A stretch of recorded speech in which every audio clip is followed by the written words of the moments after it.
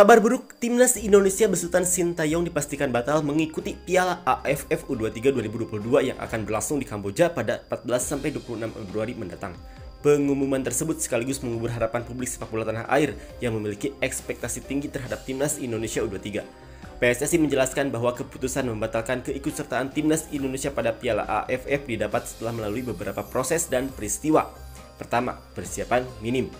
Sintayong mengatakan bahwa persiapan timnas Indonesia menjelang Piala AFF U23 jauh dari ideal. Timnas U23 nyaris tidak pernah berlatih lengkap dengan 29 pemain yang dipanggil karena beberapa dari mereka terpaksa kembali ke klub masing-masing demi menutup kekurangan pemain akibat COVID-19. Kami dalam kondisi paling buruk sejak saya menangani tim ini, timnas U23, kata Sintayong. Kedua, 7 pemain positif COVID-19, 3 cedera. Kendala yang dialami timnas Indonesia U23 menjelang Piala AFF U23 mencapai puncak setelah 7 pemain dinyatakan positif COVID-19. Berdasarkan laporan PSSI, 7 pemain tersebut adalah Ronaldo Kuate, Muhammad Ferrari, Ibrahim Fatari, Taufik Hidayat, Irfan Jauhari, Ahmad Figo, dan Cahya Supriyadi. Di samping 7 kasus positif COVID-19, terdapat 3 pemain timnas Indonesia yang cedera. Mereka adalah Gunarsar Mandawen, Ramai Rumakik, dan Muhammad Iqbal saat membela klub masing-masing. Seusai berdiskusi, PSSI bersama Sintayong secara resmi membatalkan keikutsertaan timnas Indonesia pada Piala AFF U23. PSSI menjelaskan keputusan ini juga diambil setelah mendapat hasil PCR terhadap seluruh pemain dan ofisial timnas Indonesia.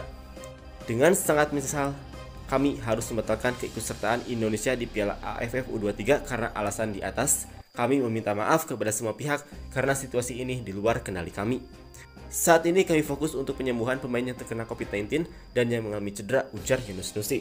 Jika melihat pada kasus di atas sangat jelas bagaimana peran PSSI kurang sigap, terutama yang menjadi sorotan adalah kompetisi tetap berjalan di tengah persiapan pemain untuk bertanding di ajang Piala AFF U23. Terlebih lagi kejanggalan di kompetisi Liga 1 juga sudah banyak kasus pemain terkena COVID-19 tetapi tetap diselenggarakan di tempat tersebut.